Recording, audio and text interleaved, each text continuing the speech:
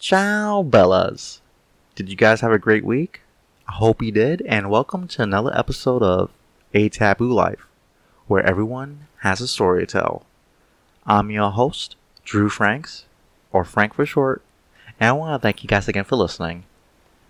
Check out the website, ataboolife.com, where you can read some interesting stories, poems, because I ain't that stabby, some articles, and you can check out some books too, such as the one I've written, The Malediction of Lewin Glass. This is a story about a man who sold his soul to the devil, only to find out he was tricked into doing so, and he has a year to get it back. So if you're a fan of Stephen King or Neil Gaiman, and love the genres of fantasy and horror, then you will definitely love this story. It is free on the website, and you could download it also too from your ebook publisher. Today's guest is Miss Kristen Billyer. She's a fantastic person to talk to. Got a great personality. Bubbly will be the word I will use to describe her. She is a shop owner in St. Augustine, Florida. She owns 29 Olives. No, it's not an olive shop, but it is a woman's boutique. We actually recorded the episode on the floor of her shop because she does not own any chairs in the store, so it was actually pretty fun to do. We talk about her life, the many jobs she had, the difficulties of starting a business, and how a tumor changed her life. It's a great conversation we had. Somehow the conversation did lead to me revealing how I lost my virginity, which is actually a long story. But the show is called A Taboo Life, and that's how we roll. So enjoy the episode.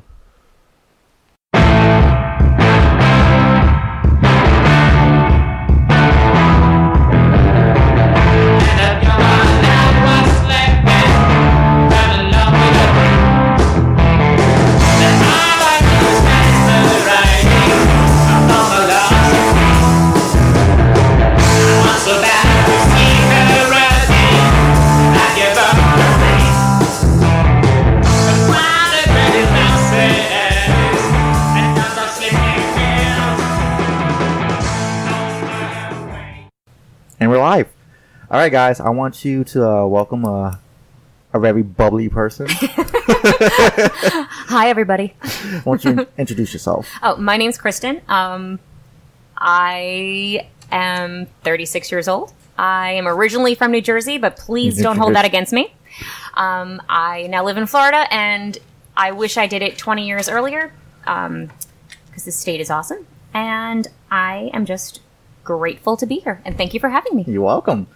And I'm from New York too. I'm from Brooklyn. Oh, are you really? Yeah. I should have asked that. Oh my Well, gosh. like I didn't. You said it earlier. I just was busy setting up the equipment, so I didn't think about it. Reason why I brought this fine young lady on the show is I just started using Instagram last week for the podcast, and my sister had teach me how to use it. And you liked one of the photos, and I started looking at the website for some reason. And I read your little background information. I'm like, oh, like you sound like a cool woman to actually get like a story out of. Well, that blog post was easy because it was about a subject I know very well, which was moi. Yeah, so. yourself. Like, oh, okay. So this is why you're on the show, and we'll get started on this. So you're born in New Jersey. Yes. Born and raised, I went to college in Delaware, which was the best almost 5 years of my life. Yes, it's a very underestimated state. I love Delaware. I think it's just, it reminds me of, did you ever see that episode of Friends where Ross had to name all 50 states before he was allowed to have Thanksgiving dinner? And he got caught on number 49. And, like, it was Delaware. Like, he couldn't decide. But I feel bad because I love that state. But afterwards, I moved around a little bit, just kind of stayed in Atlanta for a little bit. I was back in Pennsylvania for, the equivalent of 5 minutes. And then I came down here and I fell in love with it. I came to visit St. Augustine and I never left. So. Yeah, I live 20 minutes away from here. I'm thinking I want to move out here now because I like the small community thing. There's so many nook and crannies in this city that it would take months to go to them all. And nowhere else on this planet can you, walk by, a a fortress that was built, 450 something years ago, and then go to the oldest schoolhouse, and then walk to like world class dining and have, the amount of shopping on this street is amazing. So this town is so much fun. Yeah. And everybody's so friendly. The dining, there's Columbia's down the street, and then there's that New York pizza place right on the same street here. Pizza Time? Is it Pizza Time? It's not Pizza Alley. It's Pizza. Yeah, it's across the street. Well, they're both delicious, but yeah. But I read it was rated best in America, or it came in first or second. It's number 2 on TripAdvisor, and it's well worth it. Yeah, it's pretty good. It's delicious. It's only 3 stores down that way. And every time I park, because we share the same parking lot, the smell from the pizza in the morning wafts out, and I'm surprised I'm not 40 pounds heavier, because that is it's like calling my name. I know. Yeah. I smelled it when I came in, and I saw there's Ben & Jerry's right next to you, too. I was like, oh my God, how are you not fat? It's so not fair. Yeah, there's literally a pizza place, a macaroon shop, a Ben & Jerry's, there's me, and then right down over there is Kilwin's, more ice cream. I know. I'm trying to lose weight, too. I'm like, shenanigans, you look great. Don't be silly. Thanks. But I was thinking, if we get done early, I want to get some ice cream and some cookies. All right, so New Jersey, and then I purposely didn't reread your post or your blog about yourself, because I wanted to actually learn from you. Okay, so cool. I'm trying to remember some of the stuff you wrote about. But you had different jobs before you began to own your own store. I never really, I really respect people that know what they want to do from a young age. Mm-hmm. I find it so strange that you go off to college at the age of 18 and you're expected to know what to do with the rest of your life. And I understand that some people do, and I think that's wonderful. My brother always knew what he wanted to do. Mm-hmm. But I didn't. So I just kind of just drifted for a long time. And I must have had, I'm not going to count them all or list them all, because that would be an entire episode. But, I managed a restaurant. I was a cocktail waitress, which I was horrible at, because you're supposed to have this sexy persona, and I'm not. I'm awkward and gawky and super. You're bubbly. You're bubbly. But that's not what table service wants. They want I was horrible at that job. And then I worked for a very high-end jewelry designer up in Delaware. I worked in human resources for 5 minutes. I was an overglorified secretary for a little bit. But I never really had a path. Yeah. And whether it's divine intervention or just some kind of calling, it's going to sound very strange, but I swear it was I woke up one day and I'm like, I'm going to open a store. And that was it. Yeah. And I did. And that was 5.5 years ago. And, and it's done pretty well. But I think I always kind of had that entrepreneurial spirit, mm-hmm. but I didn't put it to good use because I just didn't have the motivation. And then all of a sudden, about 6 years ago, I got sick, and it was like now or never. What happened? It was so strange. Okay, so I know you can't see me over a podcast, but I have a very tiny frame, but I have for when I was in my 20s. I'm going to take a picture. Let's go on Instagram so you guys could check out the Instagram account. So, when I was in my 20s, I always kind of had just a stomach, and I just assumed it was one too many Taco Bell visits, or I used to hang out at bars all the time, so I just thought I had alcohol belly, basically. Right? Yeah, and it just didn't. I was never in any pain. Everything was normal. Every time I went to a doctor, I had a clean bill of health. So one day, I'm on a cruise with my aunt, and she and I were staying in the cruise room together, and I was putting on a bathing suit. So when she looked at me from the back, it was slender.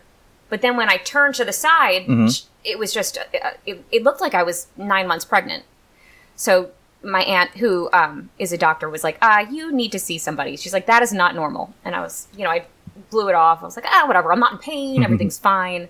And then I just, on a whim, went, and it was a licensed nurse practitioner. And she's like, I'm admitting you right now. You need to go see a specialist. And it turns out that I had a 14-pound tumor Holy shit. I know, right? It gets weird. Oh my God. So I had a 14-pound tumor growing on my left ovary. And so the nurse sent me to a specialist. We ended up going to Mayo Clinic. Mm-hmm. And at that point, because I had a new surgeon to Mayo. Not a new surgeon, but a new surgeon to the Mayo Clinic. He said that was the largest tumor he's ever seen because you can actually feel it if you pressed on my stomach. Ooh. But I didn't know any better. I know it sounds, in hindsight or outside opinions are like, oh, how could you not notice? Well, you know what? First of all, it didn't grow overnight. Secondly, like I said, I never felt anything. And thirdly, like when I was, I'm going to say in my teens, I was a little chunkier. So it wasn't that, I was That's super hard to believe tiny. because you're so PT. You're so PT.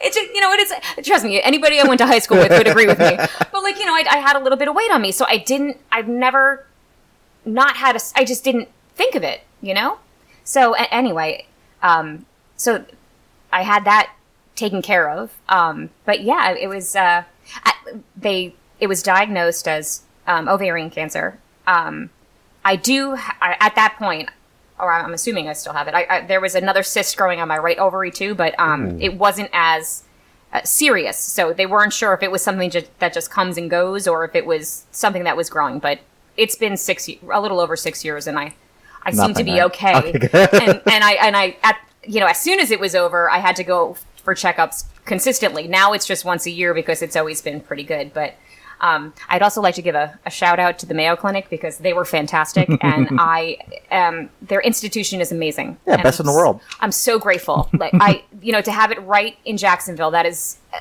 ideal. Yeah, my grandpa, back when I was in college, he had like I forgot what happened to his heart. The Mayo Clinic took care of him. He had to have open heart surgery again, and it's a pretty bad operation, but they did a good job. And it's beautiful. Yeah, it's a beautiful like a campus. Yeah, it's a nice campus. Yeah, I'm like, it kind of competes with the University of Delaware. Like that was just like so beautiful. Like, so I remember coming out of surgery, and I was I was drugged up a little bit, and they're wheeling me into recovery, and I kind of looked at my parents who were just excited for the fact that I made it through. And I was like, I'm going to open a store. And then I did. So that was that. Yeah. You're clean. For you guys who are listening, she does not have any chairs in the store besides the toilet. Yeah. So we're sitting on her floor doing the podcast. The minute I sat down, I was like, oh man, there's so many dust bunnies. Like I didn't even realize how dusty it is. It doesn't matter. How many times do you have a customer in the store that's going to go on the floor, start crawling around like, yeah, I know. What stuff do you have down here? Still embarrassing, but whatever. So that's that. So yeah, it's been about 5.5 years. Back to the mic. There we go. Oh, sorry. And I'm very grateful to be alive because I know it could have gone in another direction, or it could have not. It could have metastasized, which it didn't. So. I'm very grateful. Did you actually get to see the tumor? Oh my gosh, I did. What was it? I don't have my, and it was so, you know what it looked like? It looked like a prop from an alien movie.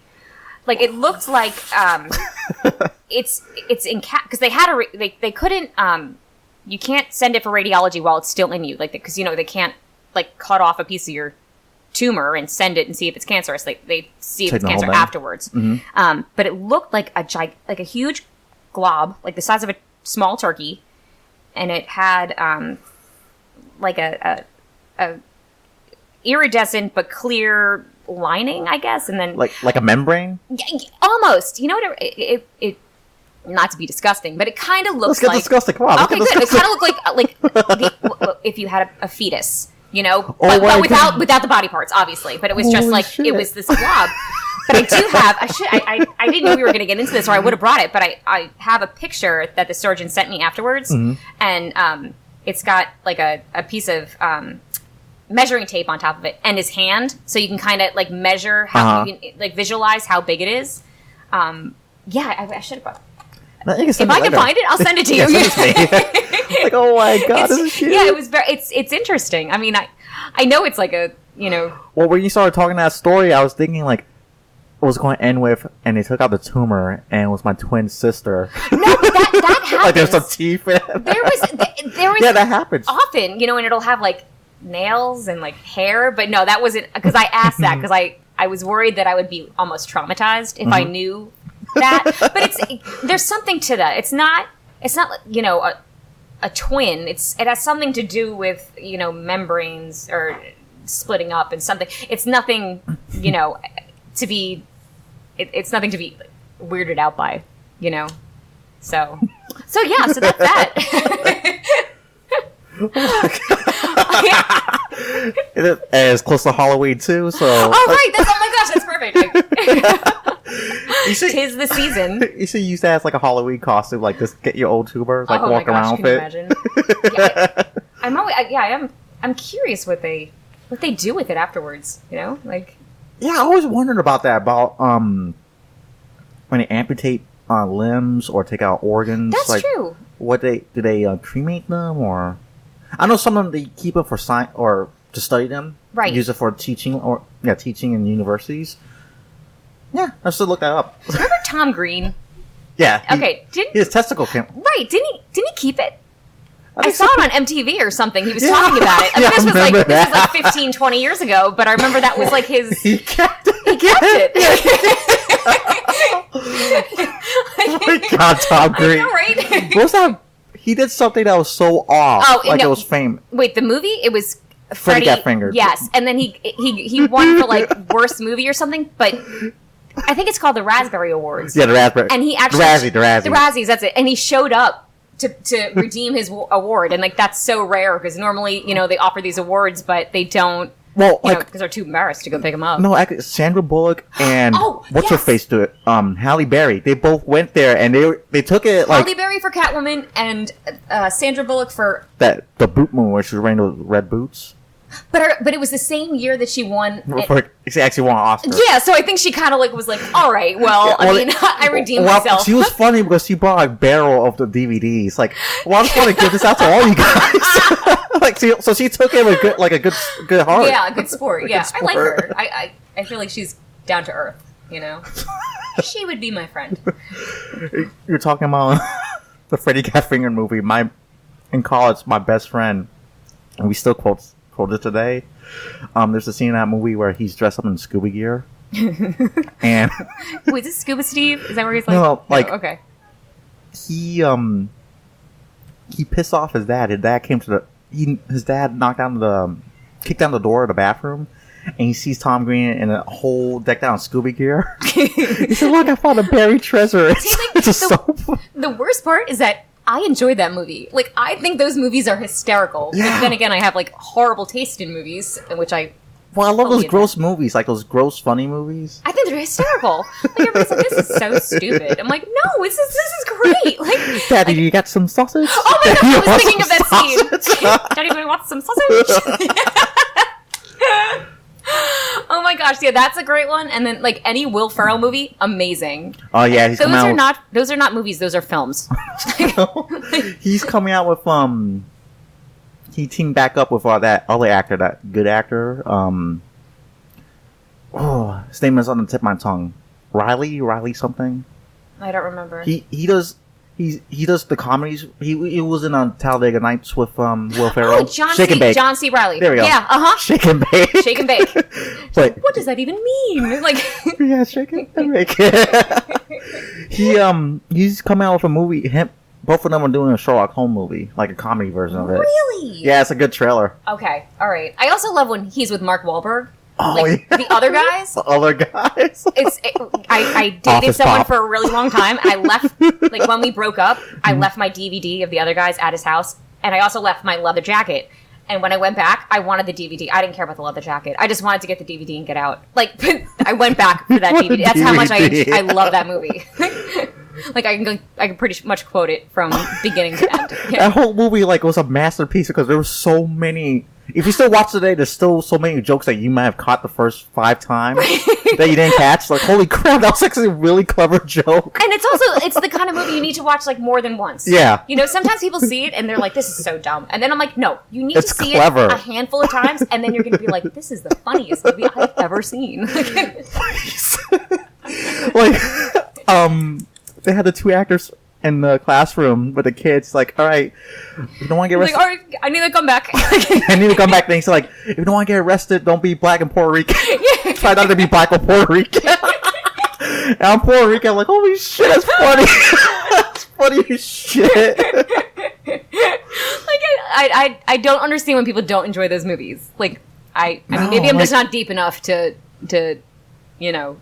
No, like, I kind of feel like the whole culture right now, because the politically correct stuff. One of the most famous comedy directors, Mel Brooks. Blazing Saddles? Blazing Saddles. Young Frankenstein.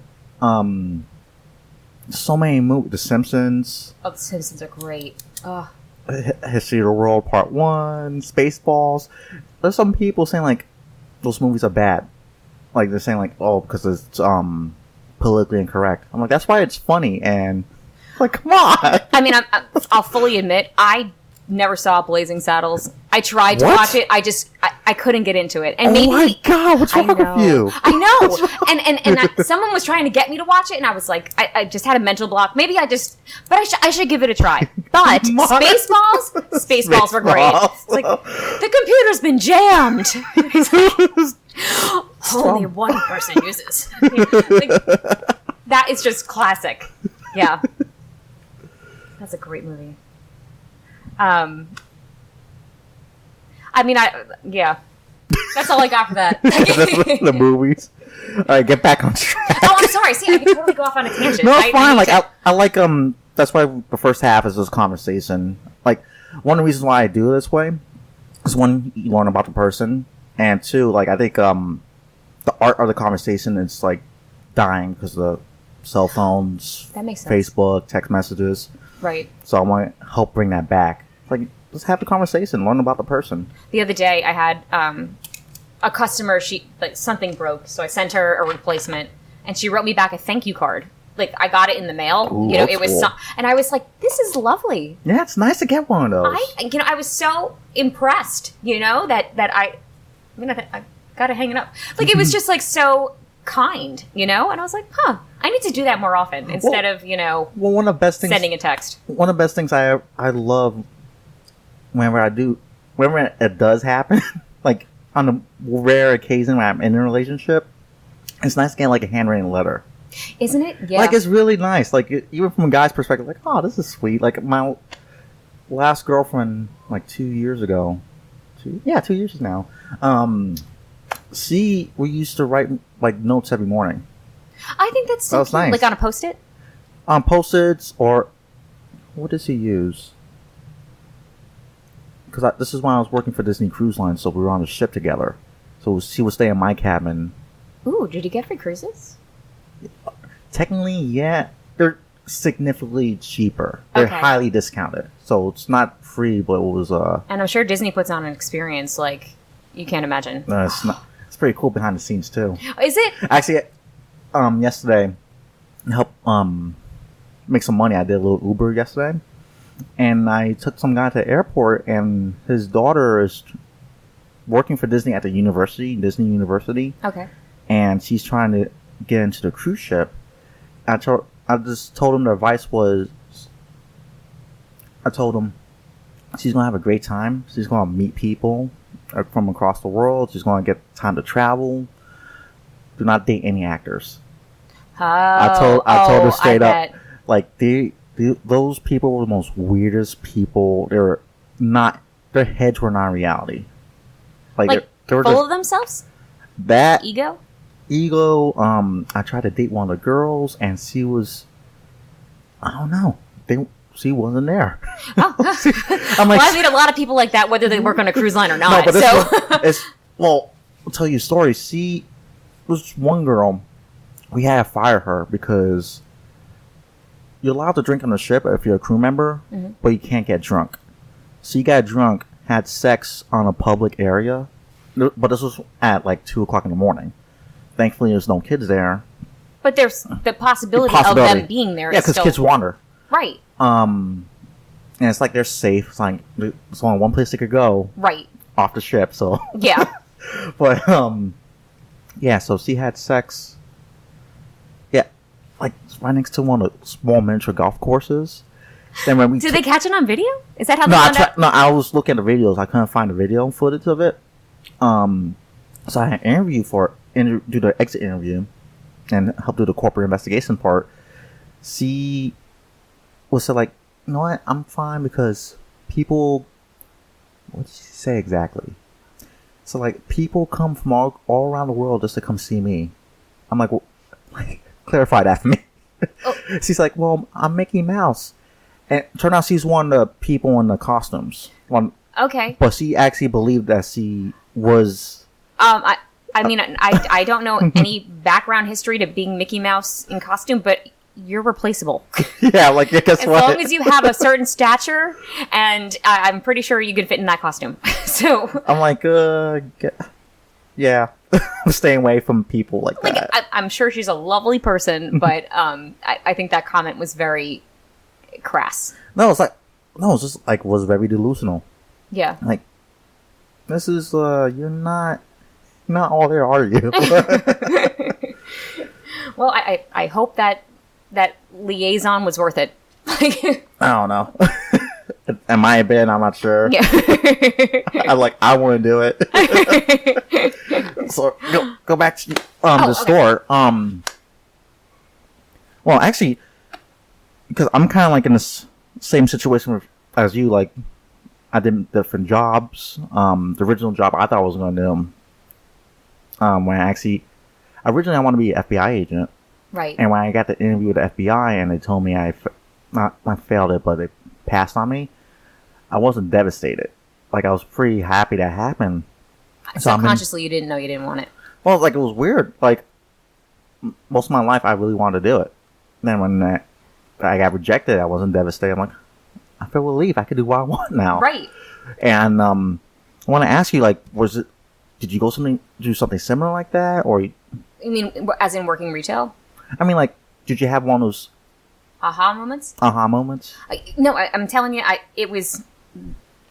I remember I was still coming out of anesthesia, so I can't say I was entirely there, but I do remember thinking it was almost like a light switch. And I was like, I'm gonna open a store. And then I literally looked at my parents, and I probably had like cross eyes, and I'm like, I'm gonna open a store. And my dad's like, you go for it. Like my dad had his own business, so he kind of had that entrepreneurial spirit. Like every time I didn't play soccer, but metaphorically speaking, he was at every soccer game. He was at, so I kind of grew up wanting that same experience, but I don't think I knew it. And then all of a sudden, boom, I was like, all right, we're going to open a store. Let's do it. Yeah, YOLO.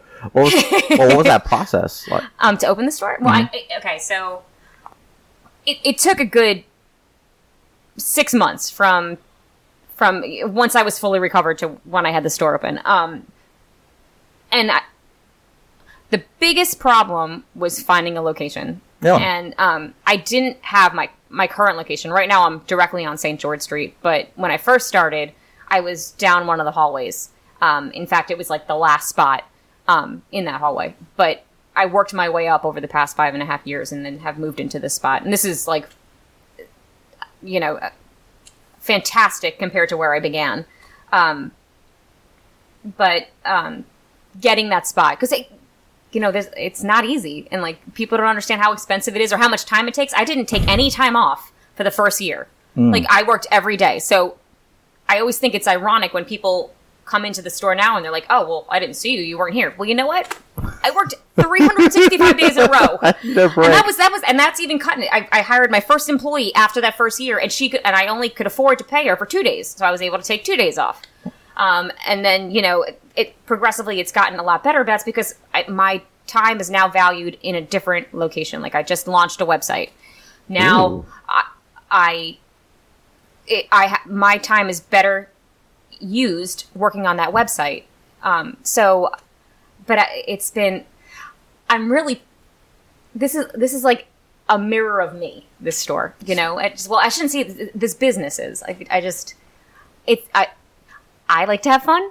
The store is fun. Yeah, it's a very... You know, I like.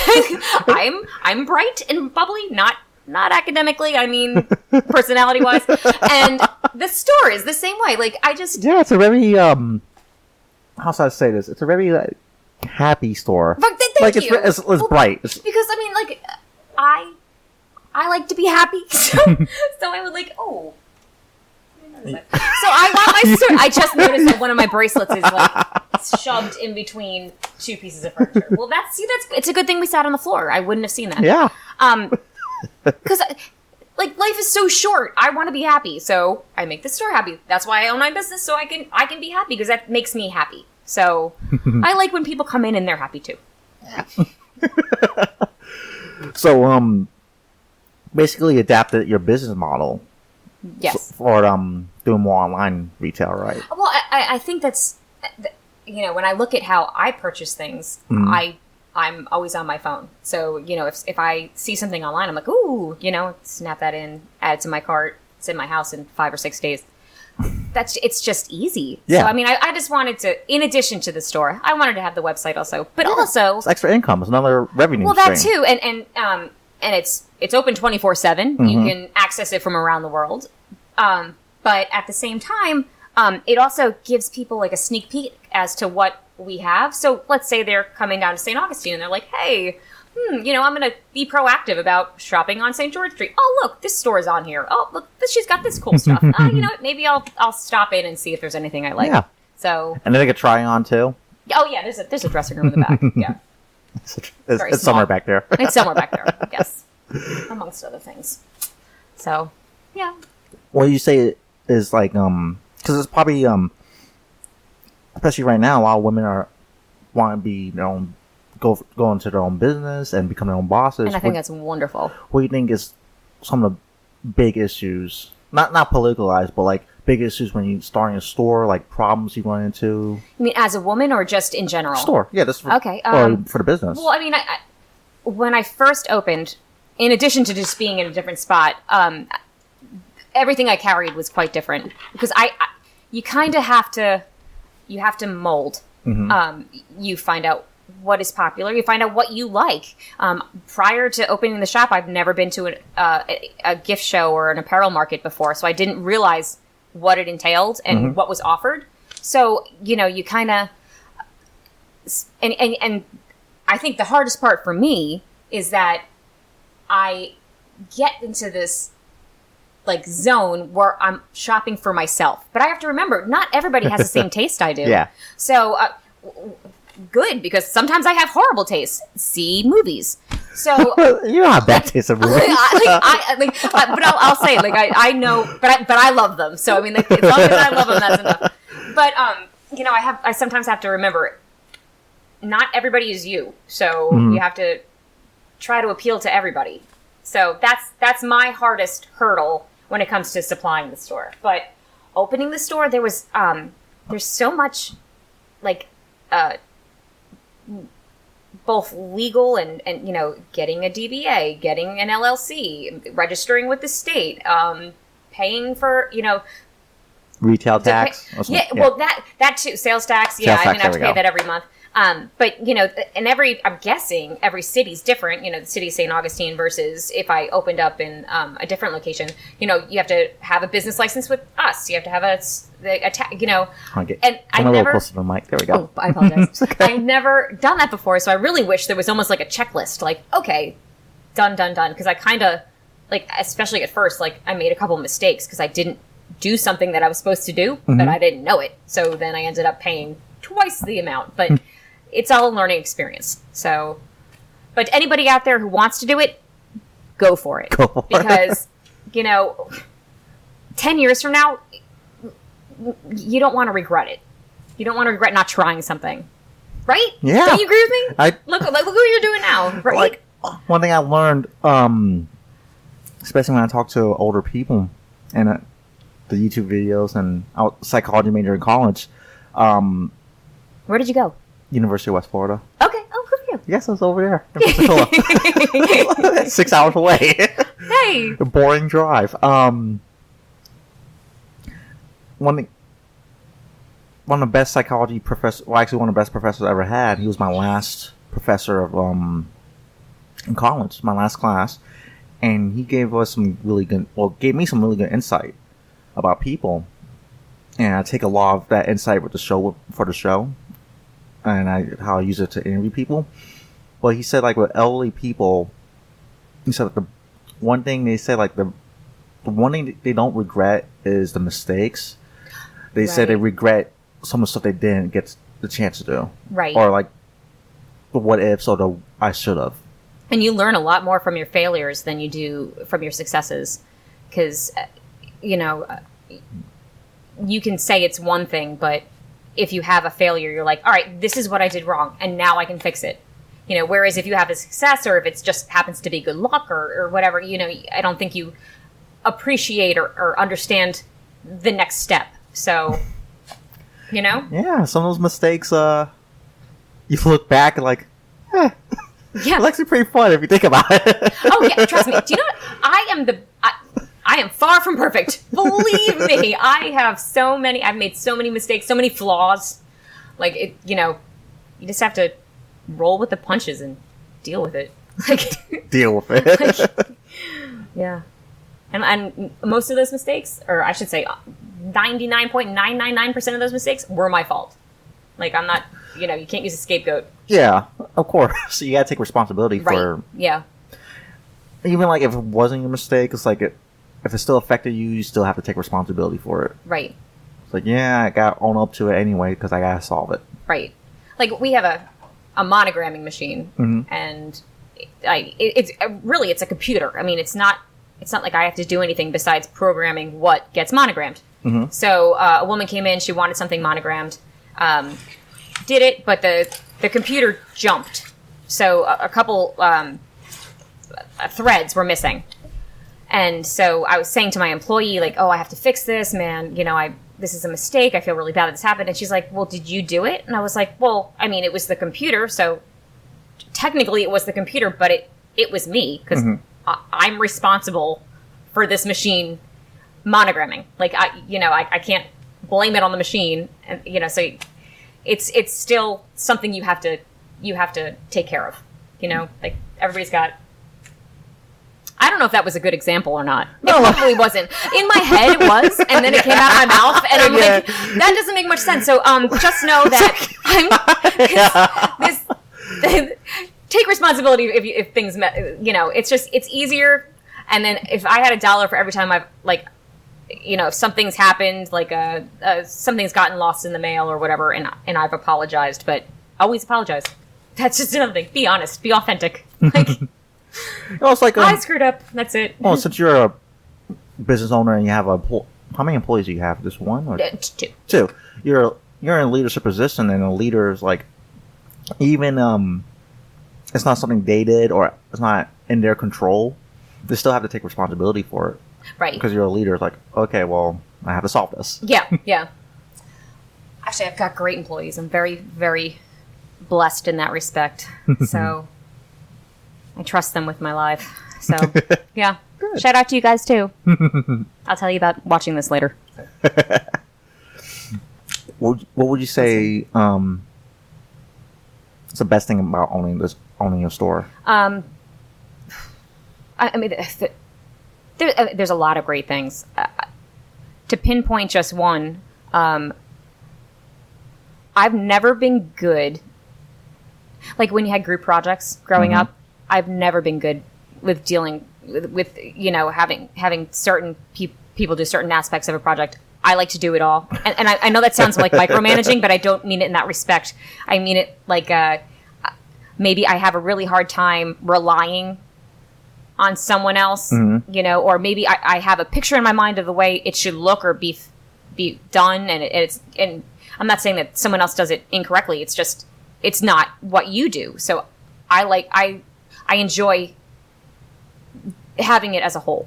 Like I love shopping for the store. I love putting everything up. I love that's all that stuff is so much fun to me. I love now this just pertains to retail, not necessarily business owner, but I love going to all these markets and like shopping for the stuff. This is like awesome. Like that is like every woman's dream. Like literally, I just like go out and buy clothes. Like that is fantastic. I don't know if you could relate or not, but like that's fun for me. So yeah, sure, I'm a guy, whatever. That doesn't mean anything. Hey. Like once in a while, I'll buy myself something nice. Whenever I get like, whenever my underwear disintegrates. Yeah. Like, it's time to buy myself something nice. Like, myself a nice pair of black ones. Black's the universal. You don't have to worry about it getting dirty. I think it looks sexy in black. Hey, okay, good. That's my thing. It's like, well, also like, I think it might be a little OCD thing too because I only wear black socks. Okay. Unless like I'm wearing a suit that's like, if I'm wearing brown shoes or if I'm wearing fancy socks, like I'll wear that. But if I'm wearing normal socks, for the record, he has black socks on right now. Black socks. Yes. But I gotta think like I have to have black underwear and black socks. It's like a little OCD thing. I don't know why. No, but that's like how women have to have their shoes that match their belts. I get it. You're preaching to the choir, buddy. So it's a woman thing? That's a woman thing I'm doing? Oh, hey, there's nothing wrong with that either. But yeah, at least it's my OCD. I don't know where that came from, too. This just happened when I'm like, I just need to wear black. It doesn't feel right. Well, the next time I run into you, I have to check and make sure you're wearing black socks. Black socks.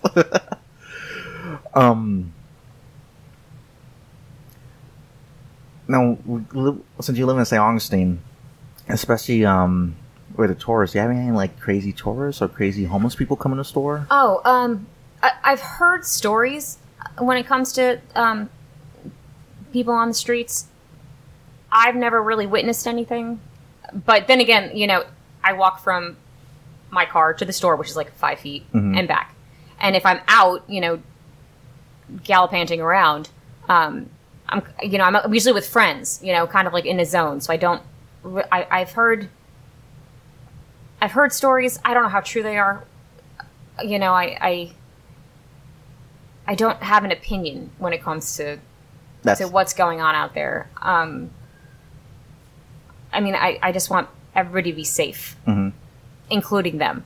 So, I don't know. You don't know? No.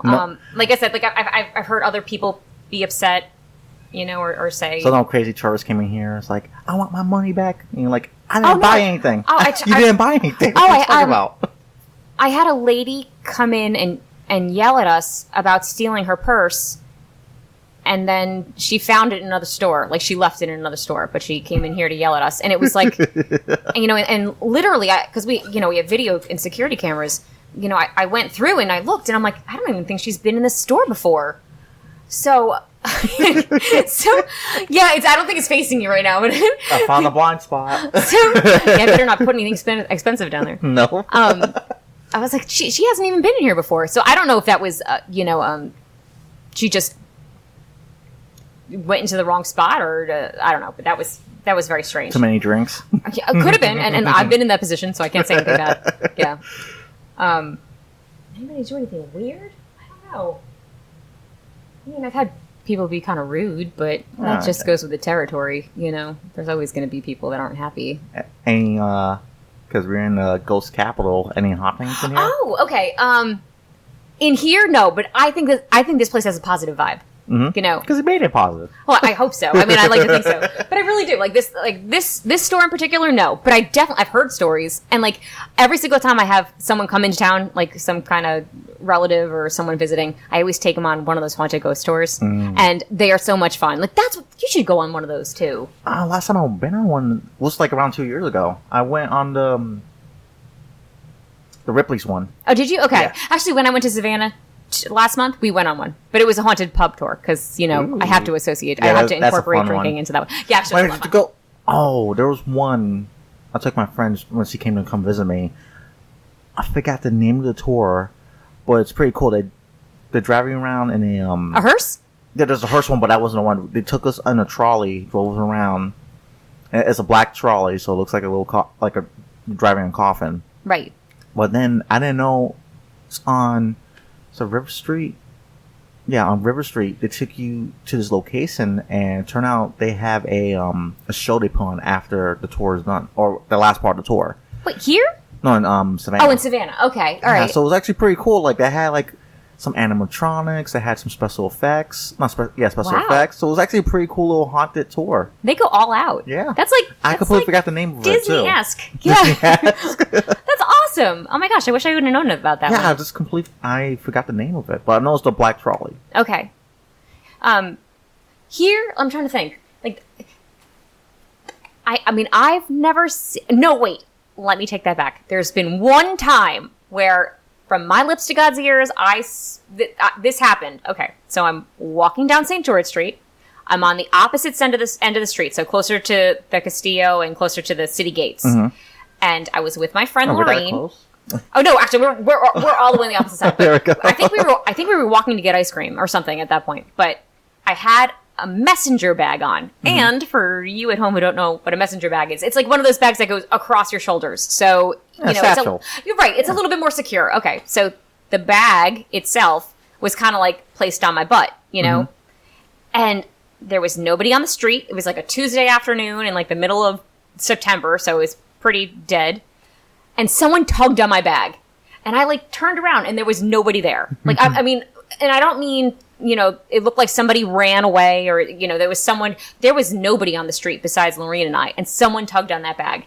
And I was like, Lorene, like, that's so weird. And she's like, yeah, I felt a vibe. And I was like, you're kidding. Like, that's the only time I've ever, and you know what? If that's all I get, I'm fine. Like, if there's ghosts, they could do their thing. Just, I'd prefer not to be bothered. Like, you okay? Hold on one sec. What is going on?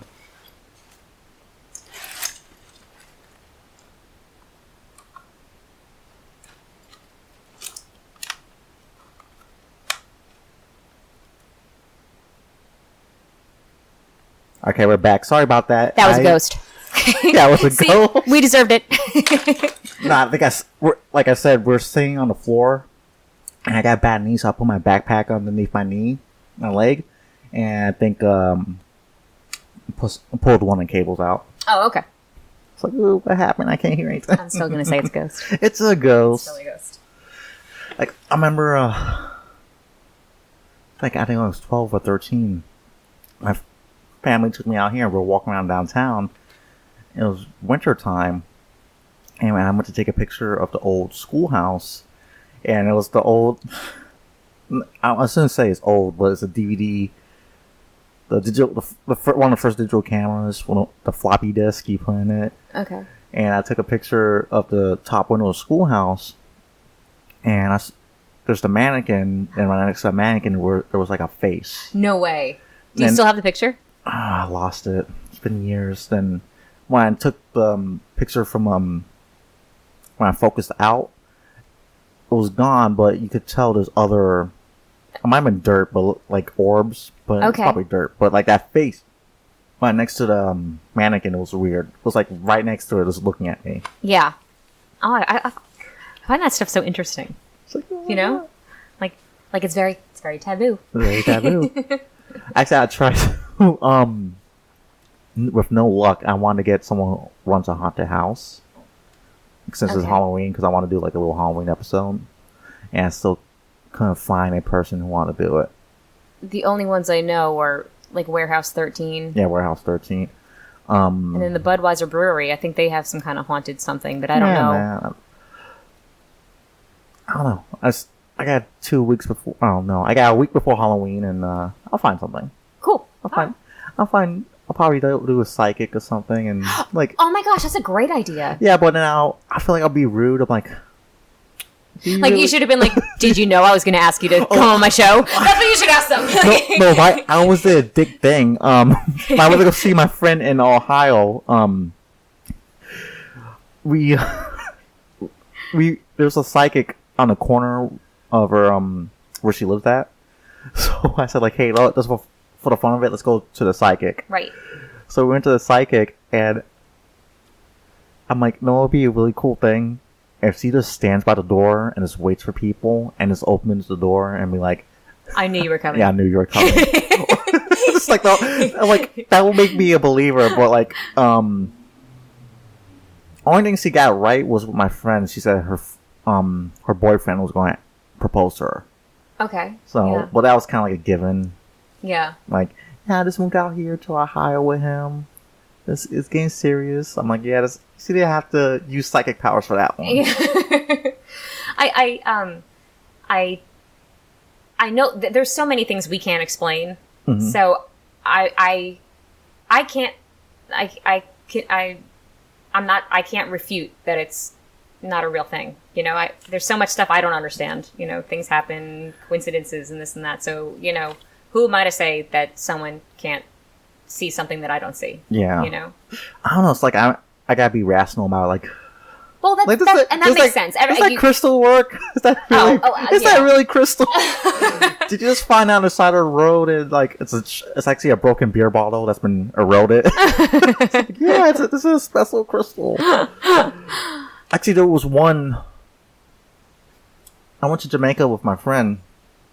He took me as his +1 for his work retreat. Oh my gosh, that's how much fun is that? I've gone to so many weddings with friends, and like because I'm a +1, and I'm like, thanks, this is great. Yeah, I'm like, oh my god, I get to go for free. Yeah, all the benefits, but none of the responsibilities. Yeah, I get drunk, and he just told me. He told me like, all right, do not embarrass me. Like, because I know you guys do something. Rule number 1, do not embarrass me. Rule number 2, see rule number 1. Stick to the rule number 1, but there was a psychic there, and I thought it was weird, because he told me, watch out for your knees, because you have knee issues. Be careful with motorcycles, because in the future you're going to get an accident, and I own a motorcycle. And this is before I owned it. Was this prior to you having knee issues also? Oh shit. Well, like I had knee surgery back in high school, so that happened around 2000. When did I graduate? Around 2004, 2005. Okay. Wow, I feel really old. Oh yeah. Just saying.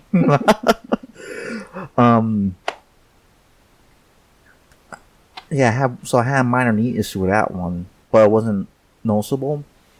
But I think a couple months after that trip, I had knee surgery on the other one because something happened when I was a cop. So yeah, that was weird. He said you're gonna have 2 bad knees, and then he said like you're going to the next few years you're going to travel the world like a lot, and it kind of happened.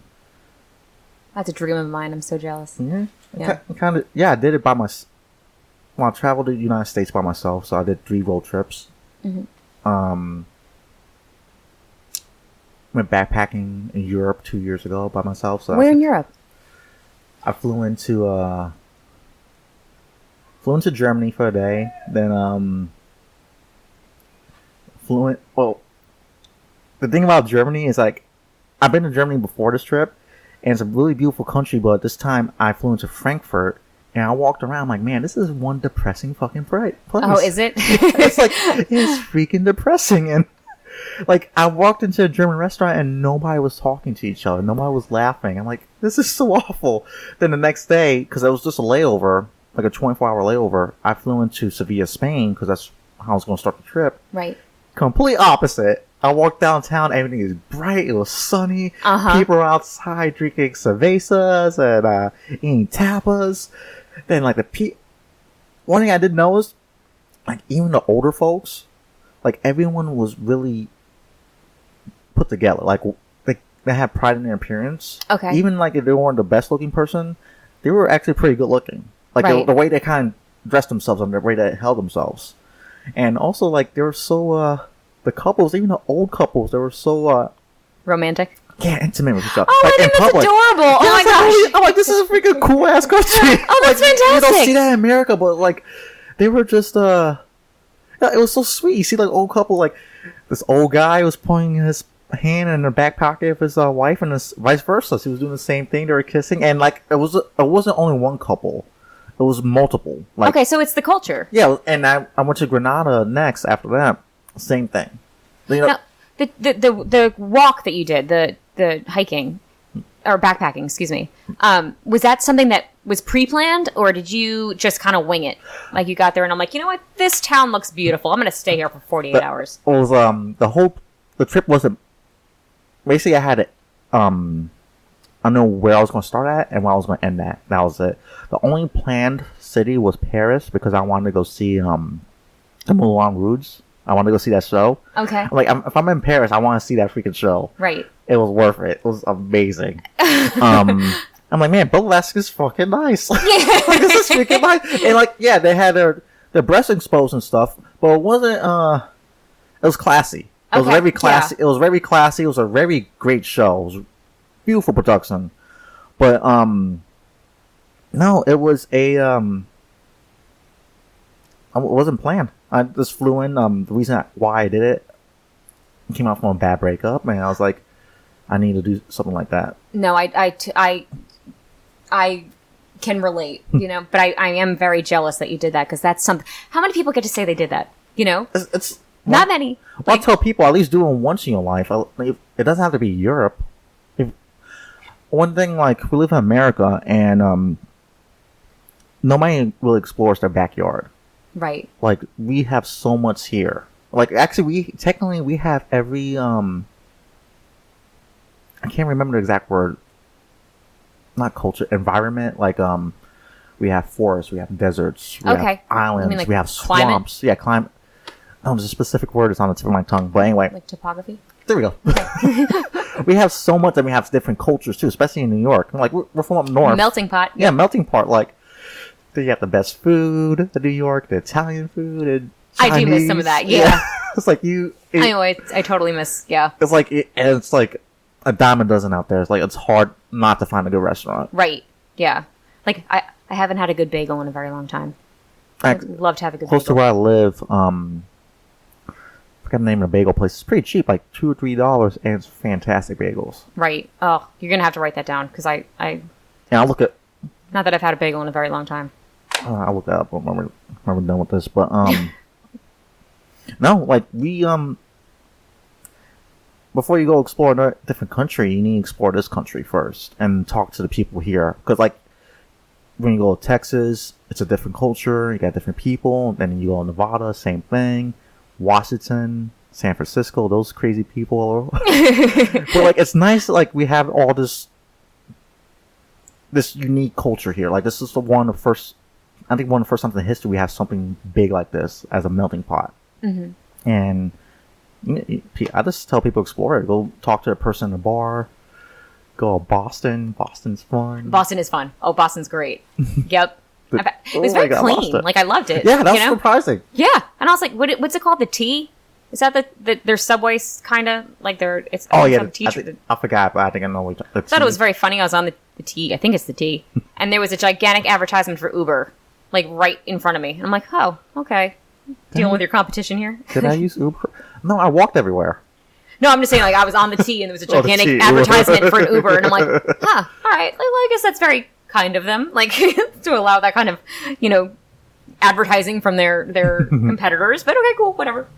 But yeah, Boston was great. I loved Louisiana was fantastic. Savannah, which you know very well. Savannah. Key West is one of my favorite places in the entire planet. West. I gotta go back there because I went there when I was in college, and this is when I was 19, so I couldn't appreciate it the way. Yeah. Then me and my best friend, we had such a shitty time. You had such a shitty time? Yeah, I couldn't drink, so we couldn't. Oh, okay. Well, right. We got alcohol, but we couldn't go to the bar, so it wasn't really that fun. And I think we accidentally found a brothel.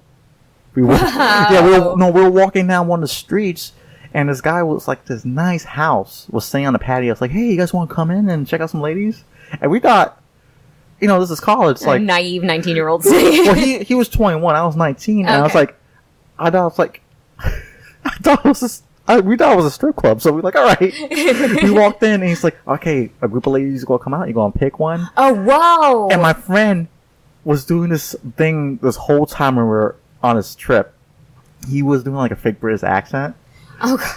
And so he started, and he actually sounds like he's like a legit British person when he's doing an accent, and I tried to do it too. And you couldn't stop laughing because I sound like an Indian person. So I was like, well, jolly good, and Jolly good. All right, good. chum. All right, chums, let's go to get some cheese and crackers. I'll make a scone. Let's go. I can't do it at all. Like yeah. Well, yeah, we got out there, and he was laughing. I'm like, yeah, this is the only good part of the trip. Yeah, you need to go back. Like, it's Key West is one of the most fun places to like ever go. Now I'm an old adult now. Old adult, you're still younger than I am. Let's keep that in mind. 3 years. Remember your audience, huh? So, what else have you been to? In the States. I mean, anywhere. I went to Malta. Ooh, Malta. That was really cool. I've been to Spain, but not for very long. It was only like 5 days. What part? Barcelona. They have amazing paella. Yeah. Let's see. I went to, and then I went on like a cruise. So, you're only in each of those ports for 8 hours, 9 hours. So you don't like get the real experience. No. Like we went to the Vatican when we were in Rome, and we literally ran. Like we had a private guide, and we had to run from like the beginning to the end because we had like a few hours, if that. And they're like, all right, and this is this, and this and this, and this is the Sistine Chapel, and this is all right. Have a great day. It was. You don't get the experience. You don't get to experience the culture. But I did experience the food, and that was fantastic. And now I want to go back and have scungili, because it was awesome. What's scungili again? It's squid, or octopus. Oh, it was good. But I think I even just like the name, scungili. Like, it just sounds so cool. Like, I'm having scungili. One of the coolest things, like, I went to, the first city I went to in Italy was, oh my, I'm so bad with names right now. The city on the water. Venice, there we go. My whole goal for that trip was like, I want to take a gondola ride, and when I got there, it was like €100, so it's like around $150 for something that's less than a quarter mile trip. Yeah. I'm like, I'm not paying for that, and I walked around, like, oh, this is pretty, but I didn't know what. I didn't know what to make of it, but then I was staying in a cabin across the river, or across the water, so I took a ferry back. And when I got to my cabin, because the cabins were connected, my neighbors were having a good time. I'm like, man, I don't know why. They invite you over? No, they were having sex, but they're having like a party. No, oh my god! Did they invite you into that one too? No, but I walked outside to get some air, and it was two Lithuanian people, coolest people. They spoke English, and they got me drunk. We had a great time, and these freaking Italians came. They were having a party, like a bonfire, like half a mile away. They came because they were staying. I guess they were staying right next to us. Only one of them barely spoke English, but the rest of them were just having fun with us. Like, even though there was a language barrier, like they brought wine because they were drunk. Like, yeah, they brought like bread and sausage, and I was like, oh my god, this is so amazing. Even though there was like we barely could speak to each other. But the guy kept. Isn't it amazing what alcohol can do? I don't it can breach barriers. And it's like, for anyone who has never been out of the country, the food is better in Europe. It does taste a lot better, and the wine tastes a lot better too. Yeah. So we're just chugging bottles of wine, and the guy taught me this chant he does. He's like, "Ciao bella, ciao bella," which is like hot art. Ciao, I think ciao could be used as goodbye or hello. Okay. So Bella is beautiful, yeah. Yeah. But I was like, man, that was like one of the best experiences I ever had. It's like that one and encounter. How sporadic and random. It was random too. Those are the type of when you have spontaneity, it's more fun than anything that's ever like pre-planned. Like, think about it. New Year's Eve, it's always a letdown. Whereas like a random Tuesday night, you go out and all of a sudden you have like the most fun you've ever had. Listen, I haven't done it in a while, but you gotta come on New Year's Eve with me because I'll make it random. Like, I tell people like, before we begin the night, if I say like, all right guys, we're gonna walk away with a story tonight, I literally mean it. Like, something is gonna happen. I'll make something happen. Like, we gotta make. All right, so what's a good story? Tell me some random, drunken, hysterical, woke up, with a tiger in your bathroom type thing. It was a tiger, right? A lion? I could tell you the virginity story. Your virginity? Sure. Hey, fire away. No, like it's a long story, but it started in Philadelphia and ended in Disney World. Okay, all right. I'm assuming this is a long distance relationship. No, what happened was me and one of my best friends, he moved to Pennsylvania. It was east of Gettysburg, Lancaster. He moved to Lancaster. Okay, yep, I know that area. So me and my great outlets. Actually, pretty good food out there. I was surprised about that. Oh my gosh, the Amish make great whoopie pies. Yeah, the Amish. Me and my other best friend, because we were still in college at the time, we decided to drive up to go see him. So a couple of days before New Year's, we drove up, hung out with him, and the plan was we were going to Philadelphia for New Year's. So we get to the hotel, and then we went to go get some food, and we went to go eat Gino's cheesesteaks. Oh my gosh, you had Gino's! Yeah, yes, I had Gino's, yeah! But, I got the spicy, some guy told me, be careful with the hot sauce, it's really strong. I'm like, screw you, I love hot sauce. So I poured that shit over my sandwich, I ate it. So a couple hours later, we got drunk, we got ready for New Year's. I can see where this is going. No, I think.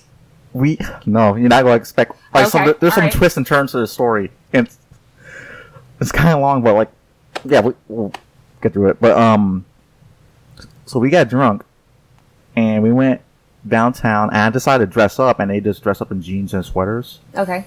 So I wore a suit. I wore a tie and dresser, and I look presentable, look nice. This plays into the story.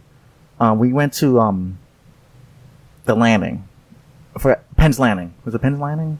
The only part I really know is the pier. Yeah, it's the pier. So we went to the pier. Oh, like the Fat Tuesdays and. Well, yeah, we're going to watch the fireworks, and then the hot sauce kicked in. Oh. I'm like, guys, we gotta go find a bathroom. So we started walking, and then I started running. So I ran across the street, started banging on doors. I need to use the bathroom. Like what? For private residences? I was drunk, so I think some of them were businesses, and some of them were. And some of them were poor, innocent bystanders that were like, "Who is this dude drunk knocking on my door?" And a black long coat, like a tie, running around like, I use the bathroom. We found a penthouse building, a nice condo building. I talked to the door guy. The guy, I went in first, and the two guys still outside. I told him like, "Yo, I had Gino's cheesesteaks. I gotta use the bathroom pretty badly." First thing he says, first of all, you're supposed to have Pat's cheesesteaks. That's your first mistake. Then he's like, okay, I'll take you downstairs to the bathroom I used. And he eyed me up and down. It's like, hey, your friends want to come to this party?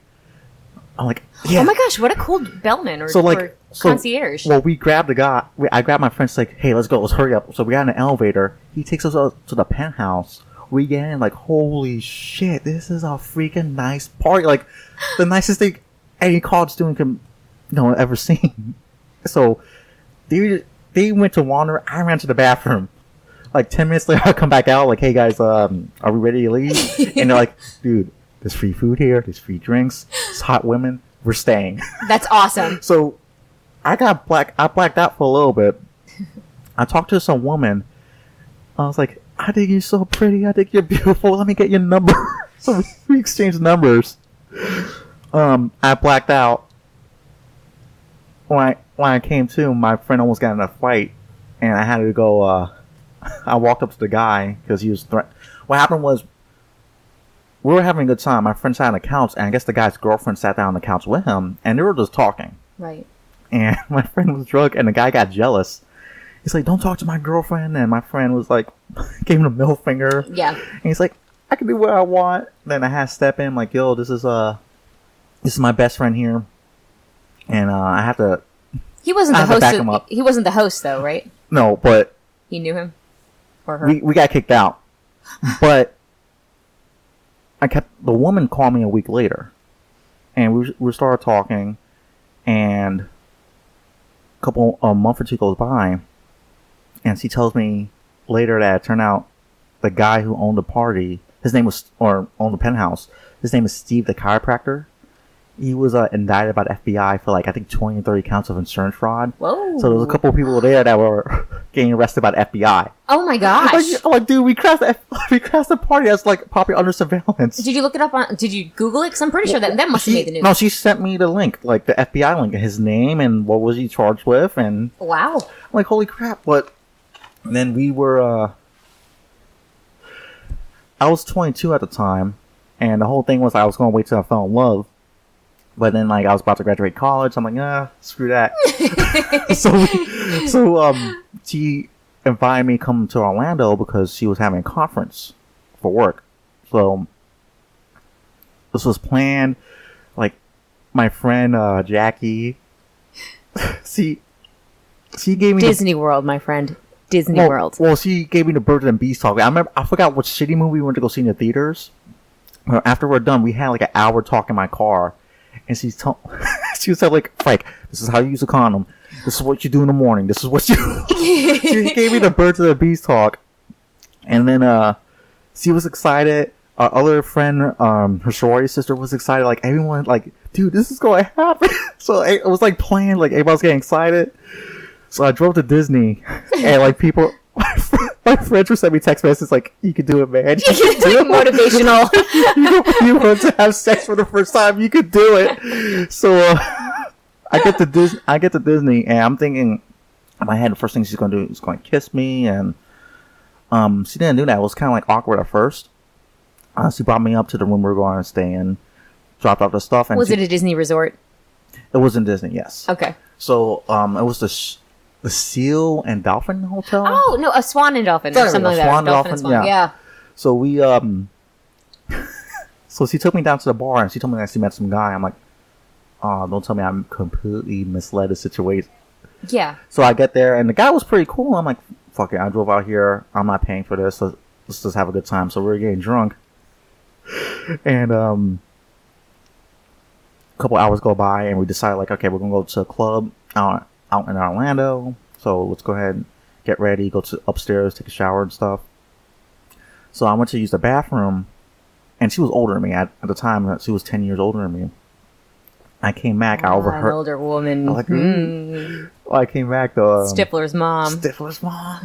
And she was an Indian woman, too.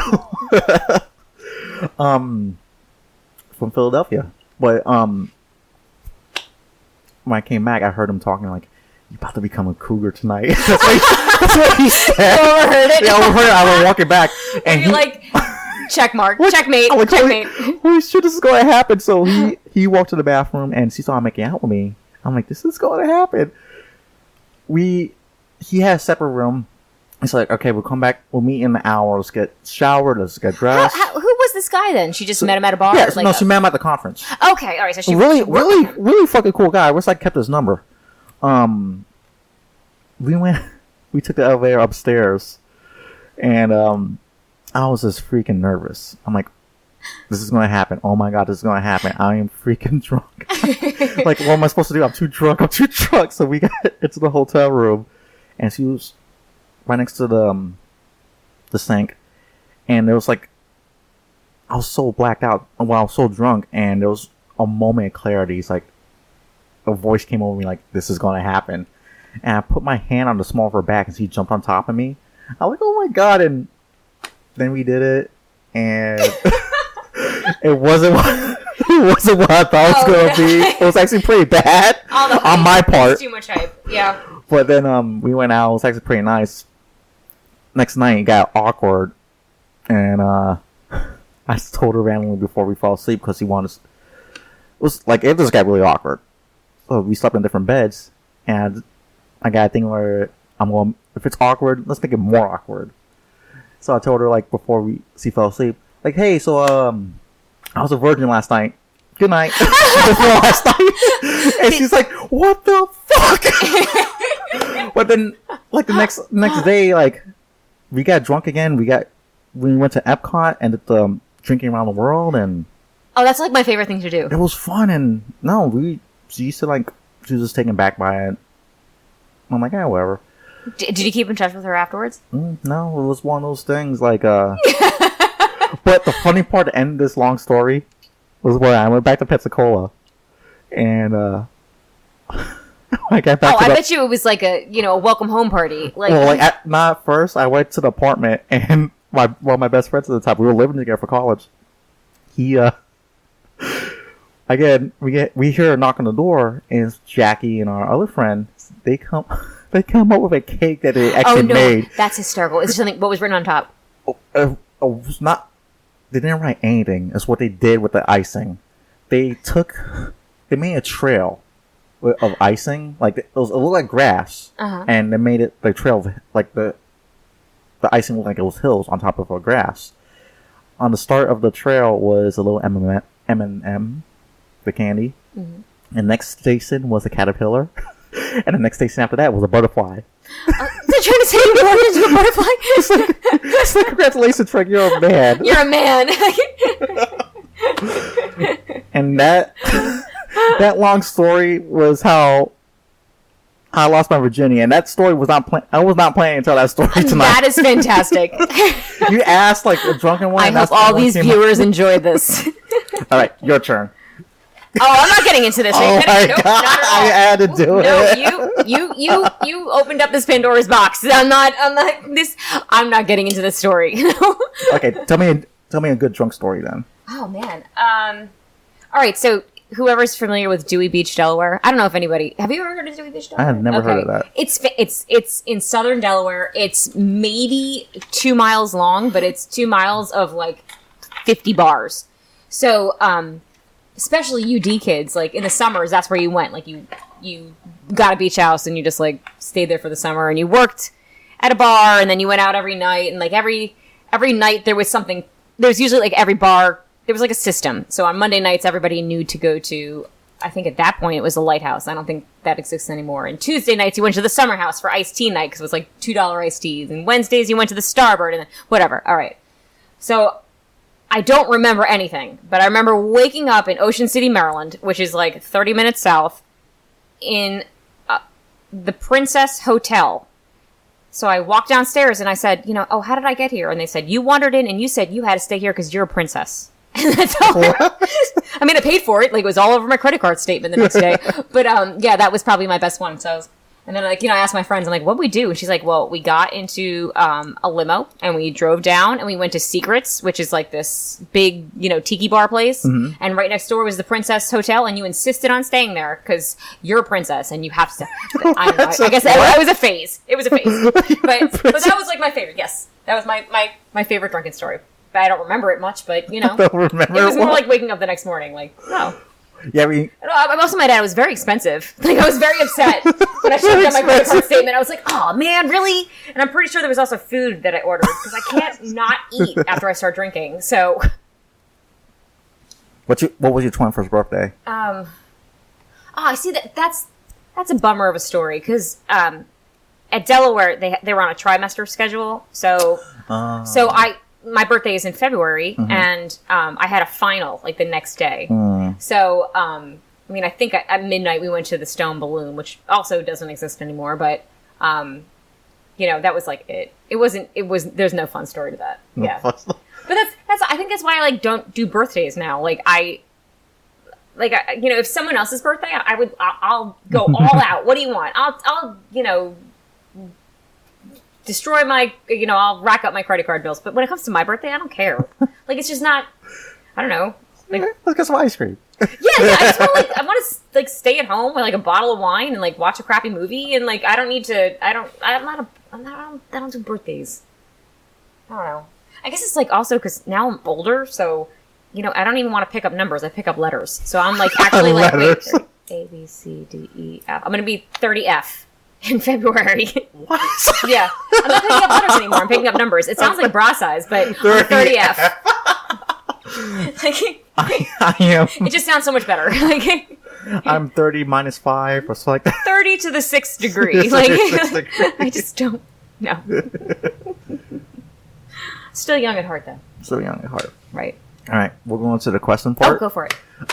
For you guys who are listeners for the first time, I ask these questions. These are interpersonal questions. The reason behind these questions is because these questions kind of show a different part of a person that you normally don't see or normally don't know about a person. So the reason why I ask these questions is because I have different people on the show from different backgrounds, different political views, different lifestyles, and you're not going to agree with what they do or maybe what they say, but these questions are supposed to show like we can all relate to each other to at a certain degree, and I want to show that to the world. Like, we need to talk to each other and actually relate to each other. So these questions are supposed to help that. So if you disagree with a person, you can still relate to them on this level. I like that. So starting with the first one, given the choice of anyone in the world from any time period, who would you want as a dinner guest and why?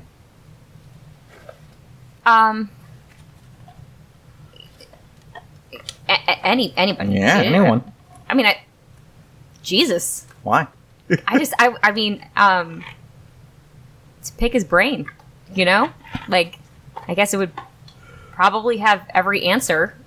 He wouldn't, you know, so it would be him. Yeah. You're the first one that said that. Everyone else said, like... Actually, no, are you? I think there was one other person. Yeah, he said a couple of people, and then he said Jesus. Okay, yeah, the only one that said like Jesus straight up. Yeah, why not? I think he would actually be fun to party with. Like his first miracle was like, "Hey, let's keep drinking. Let's keep great wine." Is that a party? I'm all out. Don't worry, I got you. Instead of keg, he grabs a clay fam. pot. Don't worry. Watch this. Abracadabra. All right. What would constitute a perfect day for you? Oh, okay. Okay, so just having fun? You know, like anything? Yeah. All right. There's no wrong answer unless you say Hitler. Whoa. Yeah, that was not even on the radar screen, so that's okay. All right, so my favorite thing to do, like if I could just do my own thing, is come to a town. Okay, first of all, it has to be beautiful weather because I'm a fair weather friend when it comes to this kind of stuff. I would just all day long bar hop and eat all day long, just up and down the street. Like, that's fun to me. Like, we did it in Savannah. Fun. Just literally, that's all you do with a good group of people. Yeah. Maybe if it's a Sunday, there's football playing. Huh? You know, that's just fun for me. Yeah, it is fun. You know? I love doing that with friends, especially when I go to Savannah. Me too. If I could have my, you know, pick of the litter, it would be, that's what I do on my days off. Yeah. Well, that is what I do on my days off. Last year I went there for a wedding, and we left the wedding early. It was my ex. When I was a com, I had a beat partner, and it was his wedding. But we left early from the wedding. I stole a picture of him and his wife, and we went bar hopping. And took pictures with the picture. Yeah, we took pictures. And then when we finally met back with him at the end of the night, he was so pissed that we left the wedding. Then I put the picture on Facebook before we got to the bar. Oh, so he knew. And he was pissed about that. It's like, what are you guys doing? And there was a picture of me in the bathroom, in the ladies' bathroom with the picture. Well, I see that all the time with people with, like, those gigantic cardboard cutouts. Like, if so-and-so can't go, they're like, hey, look, you're here in spirit. Like, I think it's fantastic. You're here in spirit. He was so pissed. Actually, I have a friend. Her name's Jen Vernon. Hope you're listening, Jen. And she has people in Dewey Beach have like this gigantic cutout of her, and they take it everywhere. Like, it has its own Instagram account. Like, it, yeah. What do you mean? It's Vern Clone is what it's called, and it's like it's just a gigantic cardboard cutout of her, and like her friends just like randomly bring it places, and like it's got like it probably has more followers than I do on Instagram. Like, it's just it's just fun. It's funny. So. I'm sorry, like I heard... Not making sense? No, I heard like a strange sound while you were talking. At 9 o'clock, my alarm goes off. No, it wasn't an alarm. It was like... Was it like beep beep? No, it wasn't a beeping. It was... I thought it sounded like breathing for a moment. I don't know, maybe a ghost. I heard it in the background. Alright. Alright, this is a deep one. And a lot of people get taken back by this question. Okay. Do you have a secret hunch on the way you will die? I mean, I have an embedded fear of dying in a car accident, but really? I don't know if that's the way I'm going to die. Where did that fear come from? I don't know. I really, to be honest, I don't know. But I know, like, every once in a while I'll be driving and I'm like, all right, and I'll get to my final destination and I'll say, all right, well that was good because Oh my God. that was good because I was safe. I don't know. Like, I don't know if it's a dream I had or just some and I'm not a bad driver, so it's not Have you ever been in an accident? Yes, but nothing. Like a fender bender. Someone hit me from behind when I was at a red light once when I was younger, and then a couple years ago I hit a car, but I sideswiped it. It was parked on the side of the road, but I mean nothing. But nothing like nothing. Very traumatic. That's just a deep embedded fear. I don't know. it's like out of nowhere too. Like there's nothing to provoke it. Yeah, I know. I hope that's not a sign. But yeah, that's the only. But when it comes to my how I'm going to die, I don't know. Chances are it's going to be something completely out of left field. Like even like when I had the cancer, never expected it under any circumstance, and it'll be something like that. Like I didn't even see this coming.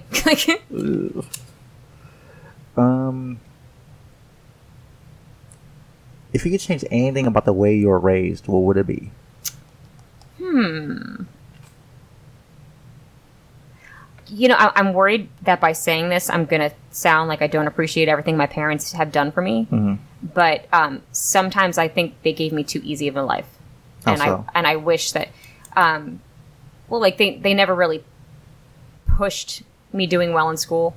Whereas and I'm not saying, and then a lot of that's not also parents. That's also something you have to have in yourself. Like I didn't try very hard. And I wish because I would be able to appreciate things more.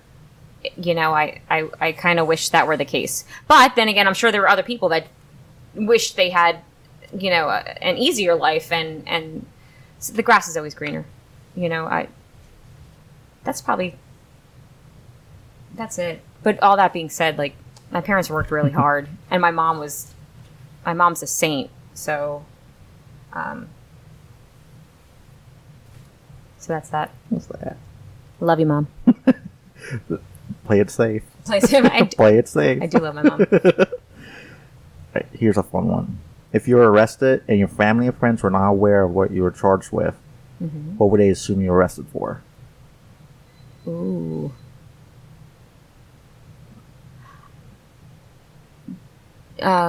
Public intoxication. That's it?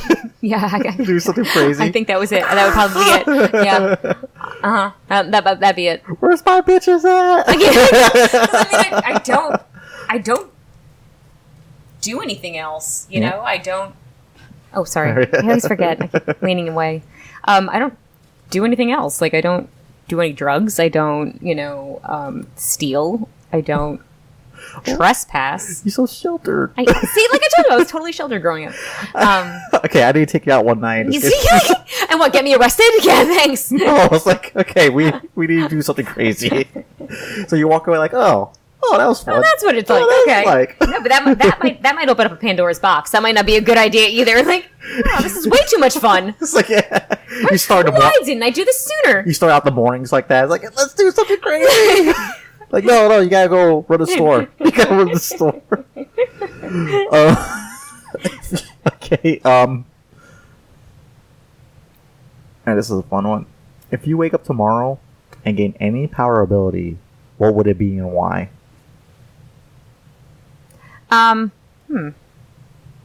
Okay, so I'm gonna kind of cross things off a list. I don't want to see the future because I don't want to know. Yeah. I mean, I think it would be really fun to fly. And then I think it'd be a toss-up between flying and invisibility. But both are just, like, for entirely entertainment purposes. Like, I just think it'd be cool. Like, every time I'm sitting on the beach, they have this... I don't even know what this contraption is, but it's, like, this guy, and he's got, like... It looks like one of those swamp boat... the parachute and right, but it's not like parasailing because there's no boat attached. It's just I know what you're talking. I forgot the name of it. And that's like as close to besides hang gliding, which I'll never do. That's as close to flying, like bird flying, then I think that is so cool. So I think flying would be pretty badass. Cool. And then I can go to Europe and backpack and not have to pay $2,000 for a ticket.